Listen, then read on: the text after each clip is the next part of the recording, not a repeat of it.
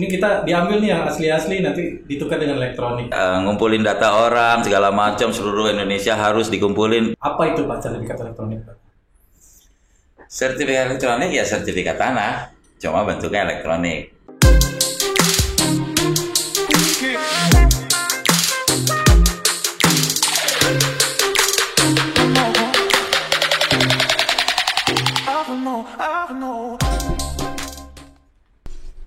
Oke, selamat sore.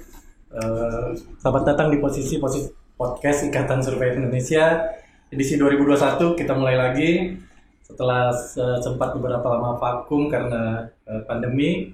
Sore ini kita coba berdiskusi tentang yang lagi hangat, topiknya adalah sertifikat elektronik bersama Ketua Komisi Pak Firman Stajaya. Beliau juga selaku Kapus Datin ATR BPN. Kapus Datin itu Kepala Pusat Data dan Informasi ya Pak? Ya. Oke, selamat sore Pak Firman. Sore lo. Kita langsung aja nih Pak, karena ini sudah heboh di media massa di mana-mana. Sebenarnya ini masalahnya sosialisasi ya Pak? Ya betul. Sosialisasi, kaget tiba-tiba awal Februari ada permen ya, keluarnya permen ya Pak ya? Peraturan Menteri nomor 1 2021 tentang sertifikat elektronik. Nah, ini buat teman-teman surveyor juga kaget-kaget nih, yang di lapangan kan banyak pertanyaan karena dekat dengan teman-teman surveyor. Apa itu Pak sertifikat elektronik, Pak? Sertifikat elektronik ya sertifikat tanah, cuma bentuknya elektronik. Kalau kemarin bentuknya kertas, buku ya, kertas berlembar-lembar gitu. Sekarang bentuknya file, PDF gitulah kurang lebih. Dan sertifikat elektronik ini, kalau kita pernah ya mungkin podcast sebelumnya kita ngomongin sertifikat hak tanggungan. Ini ya. Lanjutan nih kayaknya. Jadi sertifikat hak tanggungan juga dulunya kertas. Iya. Ya kan? Terus berubah jadi elektronik. Okay. Dan itu kita udah jalan kan dari September 2019, hari ini udah setahun lebih lah. Makanya kita confident juga, selain sertifikat hak tanggungan, yang dulu beneficiary-nya kan bank-bank doang tuh. Yeah. Bank-bank saja. Karena memegang hak sertifikat hak tanggungan pasti bank atau kreditor. Sekarang kita mulai masuk ke sertifikat hak atas tanah. Nah, sertifikat hak atas tanah ini kan ya siapapun memegang hak atas tanah. Nah, ini kita mulai. Kenapa kita berani mulai tadi? Karena kita udah jalanin ini dan kita merasa ini akan jauh lebih secure, akan jauh lebih aman dibanding sertifikat kertas. Jadi nggak pegang kertas fisik nih Pak? Kalau mau bisa aja, tinggal PDF-nya di print, di laminating, di figura, boleh-boleh aja. Ini kayak e-book jadi sebenarnya ya?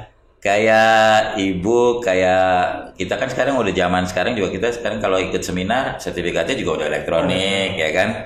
Kalau kita deposito gitu ya, sertifikatnya juga udah elektronik atau depo pun udah elektronik. Udah sekarang, makanya sebetulnya harusnya sih kita nggak perlu kaget-kaget gitu ya, karena di dunia lain di pendidikan, di mahasiswa dapat ijazah elektronik, kemudian di perbankan juga kita punya buku tabungan juga udah elektronik, dan di BPN juga bukan barang baru karena kita pernah meluncurkan sertifikat hak tanggungan elektronik dan berlangsung sampai sekarang gitu. Nah, ini memang momennya aja sebenarnya. Betul, jadi kita momennya kita mau nambah layanan kita, jadi kita mau lebih memanjakan masyarakat gitu dengan memberi keamanan lebih dibanding sertifikat sebelumnya. Tapi emang ini karena sosialisasi tadi ini kan jadi heboh karena bahasa dia adalah oknum-oknum yang bilang ini harus ditukar nih, harus segera. Yang tadinya fisik pada udah dari ngumpulin, ada aja ya yang kreatif di Indonesia, terus ini kita diambil nih yang asli-asli, nanti ditukar dengan elektronik. Ini kan sebenarnya isu-isu itu memang harus sosialisasinya harus lebih gencar ya Pak. Jadi intinya sertifikat elektronik itu lahir karena dua keadaan ya kan.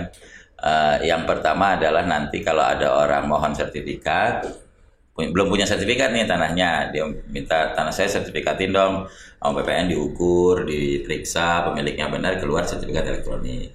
Terus kemudian yang kedua adalah lahir karena konversi.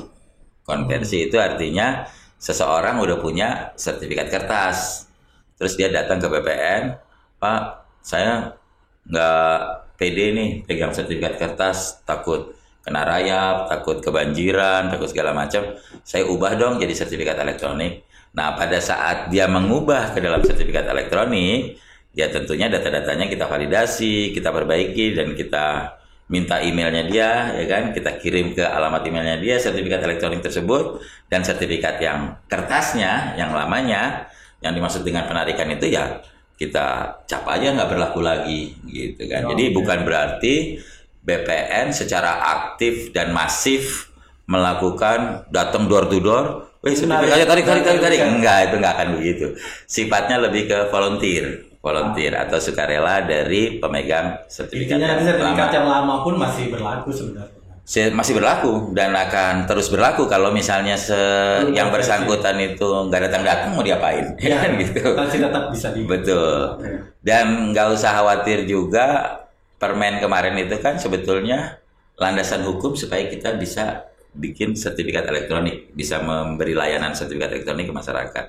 Tapi bukan langsung segera serta-merta berjalan atau implemented, tapi kita akan nanti mulai pilot project dulu, ya kan, untuk kantor-kantor tertentu, kemudian untuk instansi pemerintah, untuk badan hukum yang mungkin lebih siap ya dalam menerima sertifikat yang tidak lagi kertas, terus nanti baru ke masyarakat. Ya justru ini masyarakat melihatnya kan ini jangan-jangan konversi ini project gitu ya, karena kita kan di Indonesia yang masif ini kan hampir semua kalau project seluruh Indonesia ini kan pasti bermasalah gitu Pak. Jadi ini isunya wah ini project baru lagi atau karena harus konversi dalam nggak ada jangka waktunya berarti nih Pak? Nggak ada. Jangka waktunya ya kita volunteer aja masyarakat. Terus gitu, sampai berjalan. Semua menjadi elektronik. Betul. Dan apa namanya kalau soal tadi apakah ini project atau enggak, sebetulnya berbeda ya dengan yang lain. Jadi ini bukan project. Jadi memang sistem ini udah ada. Ini udah ada. Jadi bukan barang baru yang harus kayak project-project misalnya apa, project-project yang lain gitu ya. Jangan disebut lah ya. Project-project yang lain itu kan misalnya dia data capture gitu ya, ngumpulin data orang segala macam seluruh Indonesia harus dikumpulin dan harus selesai dalam setahun atau 2 tahun gitu ya.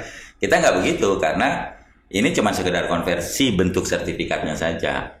Kalau proyeknya kita banyak, kita ada proyek PTSL, itu kan sebetulnya kita mensertifikatin tanah-tanah supaya makin banyak dan lengkap gitu. Jadi data capture-nya sebetulnya ada di proyek PTSL, proyek atau orang datang minta sertifikat dan lain-lain. Ini mungkin klarifikasi di Twitter juga nih, karena di Twitter bilang, wah ini proyek baru nih. Sebenarnya bukan, karena bukan proyek ini. Ini bukan proyek, ini terus berlangsung, ini konversi saja sebenarnya. Betul. Tadinya kertas, hard copy gitu ya, ini berubah jadi. Dan tidak ada yang berubah juga di BPN, ATR BPN karena kita sebetulnya sudah menyimpan data itu dalam bentuk digital. Oh ya. Selama bertahun-tahun ke belakang ini sudah mulai digitalisasi. Sudah mulai digital, cuma meskipun datanya itu digital di dalam database kita, di dalam data center kita, dulu kita ngasih tanda buktinya masih sertifikat kertas gitu. Jadi kebayangnya gini lah, dulu orang punya tabungan kan udah digital juga di banknya tuh, tapi masih harus ngeprint buku tabungan. Nah sekarang kan kita udah nggak perlu lagi kan ngeprint buku tabungan, udah ada aplikasi, ada lain-lain. Iya. Nah sebenarnya kenapa dipilih sekarang tuh Pak? Kenapa di 2021 yang lagi masa kan Indonesia ini lagi apa ya? Lagi pandemi, lagi begini kan orang menyangkanya jadi lain sebenarnya. Ya sebetulnya ini bagian dari roadmap digital transformation-nya ATR BPN. Jadi kita udah ada roadmap di mana di tahun 2020 kita sertifikat hak tanggungan dulu ya kan, kemudian kita lengkapi validasi digitalisasi dan lain-lain. Nah di 2020 akhir, sebetulnya 2020 akhirnya sertifikat hak elektronik ini kita luncurkan. Nah kenapa sertifikat elektronik itu kita luncurkan? Karena ini untuk melengkapi layanan-layanan elektronik kita sebelumnya.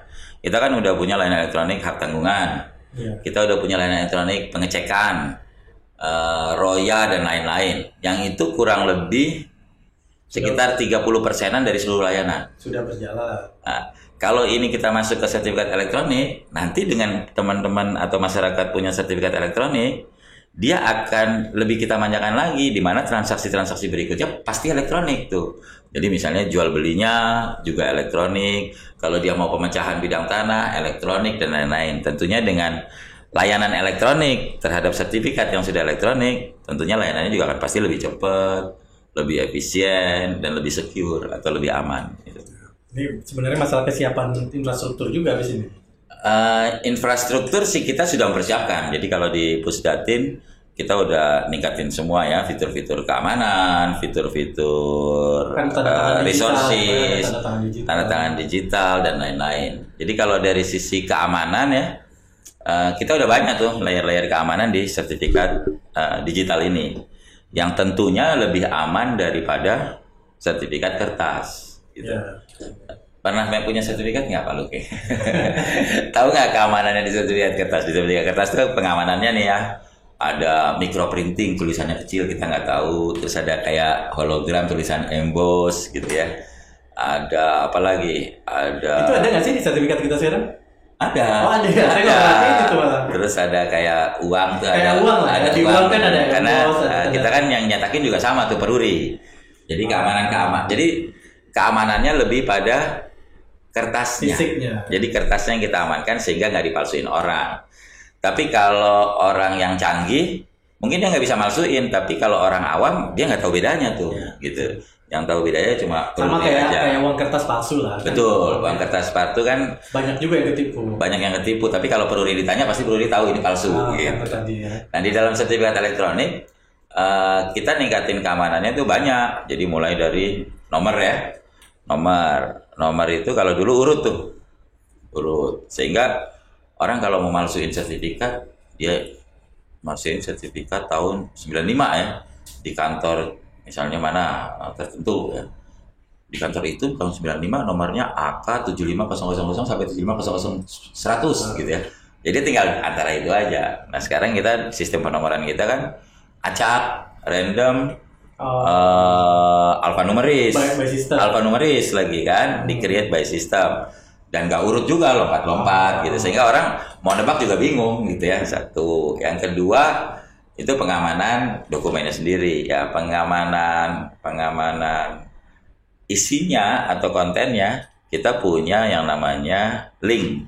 Dalam hal ini ada QR code-nya tuh. Ya. Jadi quick response code-nya. Jadi begitu kita pakai handphone, sekarang kan udah gampang tuh QR code yang bagian atas tuh, ini QR code, kita langsung bisa lihat isinya apa. Terus kita bandingin dong sama sertifikat ini. Ya. Di sini namanya Lucky, di sini namanya Virgo. Wah berarti nggak benar nih, gitu kan? Di sini namanya Lucky, di sini Lucky, benar. Itu dari sisi data pemiliknya atau data haknya.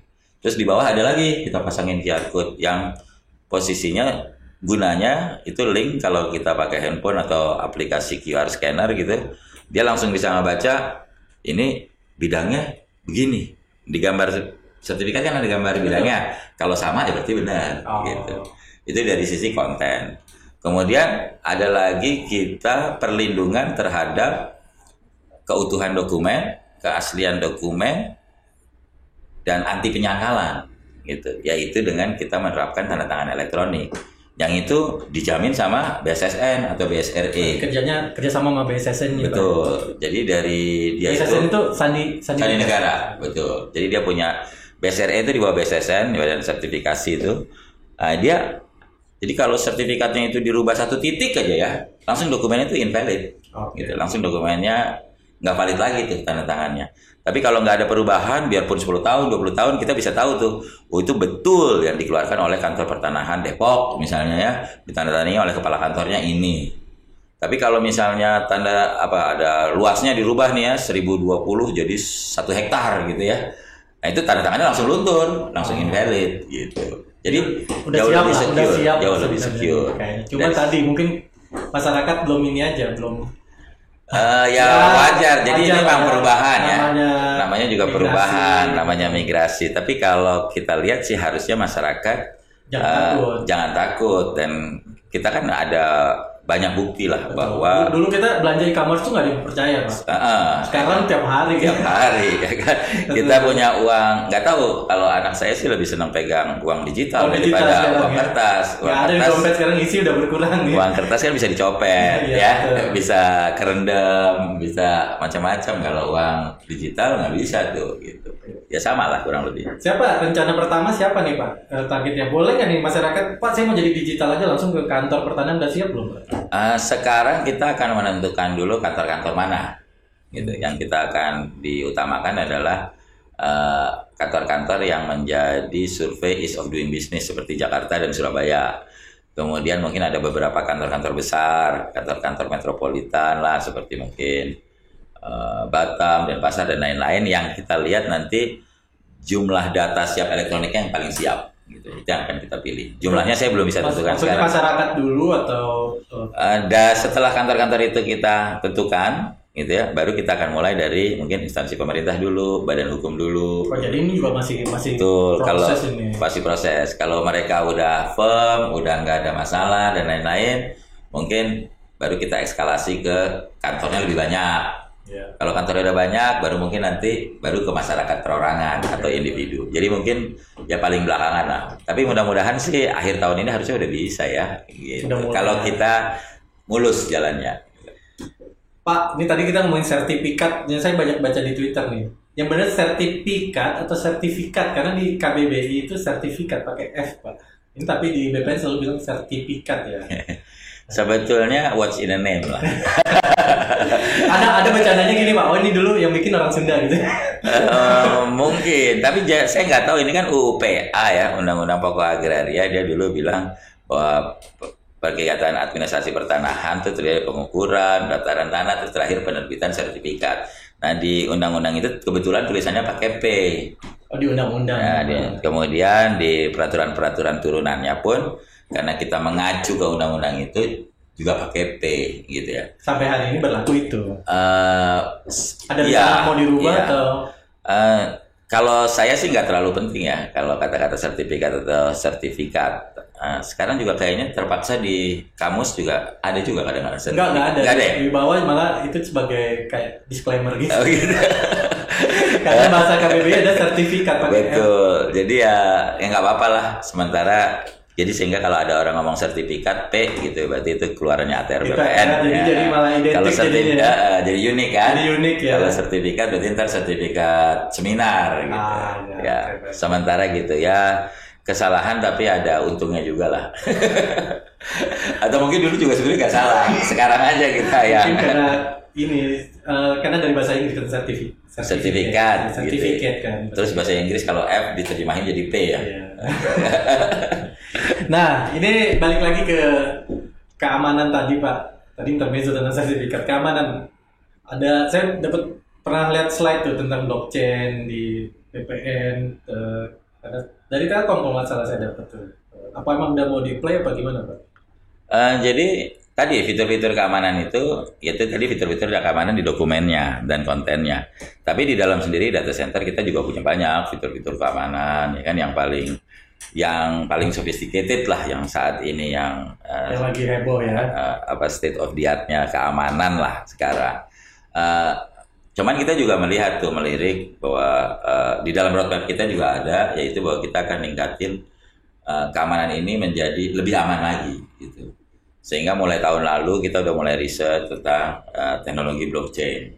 Teknologi blockchain itu kan immutable tuh, di mana semua data dimasukin, urut, historinya ada, dan begitu masuk nggak bisa dihapus lagi, gitu kan, karena dia saling ikat.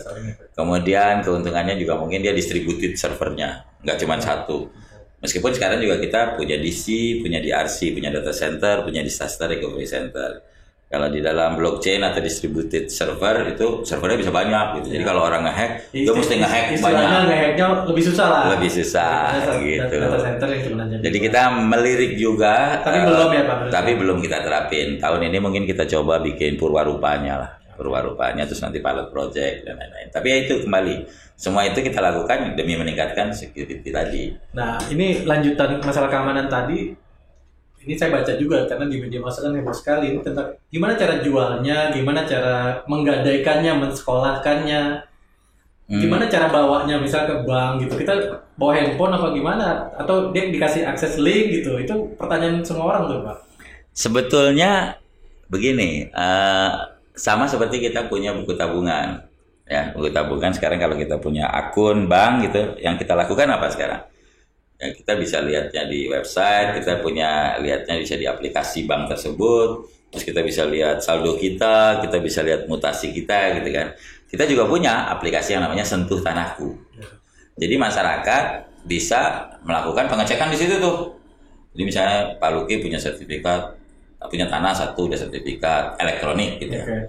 Itu Pak Luki bisa ngecek, ini sertifikat tanah saya sekarang saldonya, maksudnya masih atas nama saya nggak? Dicek, masih, kalau atas nama saya berarti masih benar gitu. Jadi itu lebih ke verifikasi data. Pemilik tanah bisa melakukan pengecekan even setiap saat, setiap detik 7 kali 24 jam. Kalau dulu waktu sertifikat tanah biasa kan, ya kita mesti ngecek dulu, datang ke kantor dan lain-lain. Sekarang ngecek bisa langsung by handphone. Kalau kita mau jual nih, mau jual nih, ya pembeli percaya nggak kalau saya punya sertifikat? Kalau dulu kan saya tunjukin, tapi ditunjukin bisa aja saya tunjukin palsu juga kan? Itu seperti yang heboh terjadi sekarang. Terpaksa pembelinya atau saya barang-barang ke datang BPN atau nyuruh PPAT untuk lakukan pengecekan di BPN. Di dalam sertifikat elektronik ini, saya yang punya bisa nunjukin nih asli nih sertifikat saya. Nanti kita buat juga tuh fiturnya bahwa calon pembeli, oh benar sih sertifikatnya mana, coba nomornya mana, masukin nomornya, masukin ini, dia juga bisa ngecek. Buat ngecek aja. Jadi bisa buat ngecek. Tapi jual beli tetap di PPAT, di notaris ya Pak? Minimal dia bisa ngecek dulu kan, baru setelah ngecek benar baru nawar kan, nggak mungkin kita nawar dulu belum ngecek udah nawar. Habis ngecek nawar dong, begitu habis nawar udah deal nih harganya, ya udah baru kita datang ke PPAT untuk bikin akte. Nah PPAT-nya nanti lakukan pengecekan juga ya kan. Betul nggak? Karena bisa aja kita ngeceknya minggu kemarin, minggu ini beda lagi atau udah pernah dijual barangnya. Katanya ngecek, oh betul masih atas nama Virgo, udah baru dibuatin akte. Begitu dibuatin akte, jual belinya nanti langsung elektronik. Begitu dibuatin akte, nanti kita pakai proses jual beli elektronik, sertifikat elektronik saya langsung berpindah tangan tuh ke Pak Luki. Di handphone saya sertifikatnya udah nggak ada lagi dong, di wallet saya di sini. Di Pak Luki jadi ada gitu. Jadi malah idenya harusnya future-nya mungkin bikin e-commerce sendiri mungkin BPN Pak. Jadi BPN sebagai e-commerce-nya gitu ya, nanti ada tanah-tanah banyak gitu ya, kita tinggal searching gitu. Bisa aja. Kan itu jadi penengah. Jadi marketplace gitu ya. Bisa aja. Bisa ke sana arahnya. Itu dimungkinkan karena memang di dalam roadmap kita adalah TRBPN nanti berfungsi sebagai organisasi yang kalau kemarin itu cuma pendaftaran tanah, sertifikasi, ya ke depan kita adalah bisnis yang core bisnisnya adalah organisasi yang memberikan informasi yang akurat dan dibutuhkan serta simetris bagi semua orang gitu. Jadi informasi ini bisa dinikmati semua orang. Nah, termasuk juga tadi misalnya informasi ini tanahnya punya siapa, mau dijual kemana. Tapi kita nggak harus kita juga semua sendiri. Kita bisa aja membuat servis atau layanan dengan marketplace yang ada ya kan, kayak beberapa bisa kerjasama ya nggak masalah gitu. Tapi intinya memang kita akan berubah jadi organisasi yang menyediakan informasi pertanahan. Terus kalau ada elektronik, ini kan ada isu-isu pemalsuan, lebih ramai pemalsuan tanah, pemalsuan sertifikat dan lain-lain. Harusnya itu bisa diminimalisir juga itu Pak. Nah, cuman nanti apa bentuknya? Kita terima ID itu sebagai apa Pak? By NIK kah? By email kah? Atau apa nantinya future-nya? Oke, keamanan. Tadi kan saya ngomong keamanan sertifikat, keamanan data center, dan lain-lain. Yang juga tidak kalah penting di dunia elektronik adalah keamanan manusia, orangnya. Jadi dalam sertifikat elektronik ini, kita harus memastikan orang itu, Luki adalah Luki. Gitu. Nah, kalau kita lihat kenapa banyak terjadi pemalsuan dan lain-lain, itu biasanya karena orangnya nggak hadir. Orangnya nggak hadir, KTP-nya dipalsuin, sertifikatnya dipalsuin, terus dia bikin surat kuasa, ya kan? Kuasanya juga jangan palsu, gitu ya. Semuanya palsu. Jadi sementara kita kan ngelihat tuh, sertifikatnya atas nama Luki benar, tapi kan ada KTP Luki palsu, tapi ada surat kuasa palsu, tapi gitu kan. Terus sama kita kita balik nama aja dong. Kalau kemarin begitu. Nah di dalam dunia elektronik ini sama seperti juga di perbankan, di mana-mana kita harus memastikan orangnya adalah dia, sehingga mungkin ke depan kita nggak lagi mengenal kuasa-kuasa gitu. Jadi kita harus memastikan Luki adalah Luki yang berhak melakukan penjualan tanah yang sertifikat atas nama Luki. Caranya gimana? Caranya kita memastikan Pak Luki punya akun di kita, ya kan, tempat jadi akun, punya akun, dia punya akun lewat tadi nick dan lain-lain. Terus kita memastikan kalau Luki mau jual, bener nggak nih yang datang Luki? Jangan-jangan KTP sama orang yang habis operasi plastik sehingga mukanya kayak Luki. Jadi kita nanti akan menerapkan di kantor pertanahan itu namanya KTP reader. KTP reader itu nanti KTP-nya ditaruh, terus habis gitu mesti fingerprint. Kalau fingerprintnya cocok sama KTP-nya, berarti benar tuh yang datang Luki. Dan kita connect dengan sistem kita, berarti Luki emang punya otorisasi menjual gitu. Terus kalau perusahaan-perusahaan, ya nggak mungkin nanti 2 orang lah ya, yang direksinya yang satu komisarisnya, dua-duanya harus approve dan dua-duanya harus pakai KTP. Tapi kan selama ini kita nggak pernah ke BPN tuh Pak jual beli. Nanti gimana? Apa di notaris itu? Jadi yang pertama ini sertifikat elektronik kan alih media dulu. Nah, alih media harus ke BPN. Tetap harus ke BPN karena kita mau memastikan kita mau ngasih sertifikat elektronik ini ke orang yang benar. Kita mesti, Pak coba bikin akun. Terus nanti sistem kita akan ngirim email ke dia. Terus dia harus verifikasi. Verifikasi, kalau dia verifikasi baru kita sahkan, kemudian dibuatkan akun, nanti sertifikat elektroniknya dikirim ke email dia dan ke yang bisa diakses di akun dia di Sentuh Tanahku. Karena ini berarti yang pakai tadi. Jadi di Sentuh Tanahku itu udah ada di Android, nanti silakan di Android dan Play Store. Di Play Store juga ada. Tapi yang mesti, jadi kita ada 3 level. Yang pertama level 1 tuh kalau orangnya masih cuman sign up doang. Level 1 itu belum bisa ngecek tuh. Level 2 adalah kalau dia udah verifikasi orang, udah foto, selfie, terus foto pakai KTP, ya kan, itu baru bisa ngecek. Nah, level 3 adalah nanti kalau dia udah pakai KTP reader, dia ngecek jaring tangan. Nah, ini baru dia bisa melakukan otorisasi penjualan dan lain-lain. Termasuk juga Gade tadi. Kalau dia mau melakukan hak tanggungan, kita harus memastikan dong, ini sertifikatnya nama Luki, yang datang juga Luki, gitu. Jangan kuasa lagi, gitu. Yang datang ternyata si Kelapa atau siapa, tanda tangan Luki dipalsuin, ya kan? Gitu. Lukinya kecolongan. Itu yang biasanya terjadi. Jadi pemalsuan itu lebih banyak kalau menurut saya datang dari pemalsuan orangnya, ya kan? Orang itu sebetulnya nggak berhak. Gitu. Tadi karena kita gampang banget kuasai. Betul. Thank you Pak, ini bermanfaat mungkin buat surveyor di tanah air. Tapi saya pikir nanti ada Kelapa di sini kan ya. Jadi sertifikat elektronik ini sebetulnya tampilannya aja ke masyarakat. Tapi sebetulnya kalau kita lihat itu kan ada gambarnya tuh. Nah, gambarnya itu kecil itu sebetulnya itu adalah cuplikan atau kutipan dari peta pendaftaran kita yang udah digital, serta ada yang namanya surat ukur elektronik. Nah, surat ukur elektronik itu Pak Kelapa tuh yang sebentar lagi kerjanya di sana. Kelapa juga sudah hadir di studio ini, nanti kita wawancara di episode selanjutnya. Thank you Pak. Thank you. Terima kasih atas penjelasannya nih, mudah-mudahan kalau nanti ada pertanyaan nanti di YouTube biasanya nanti kita bisa cross check lagi mau Pak Pedro. Oke. Thank you. Salam surveyor. Salam surveyor.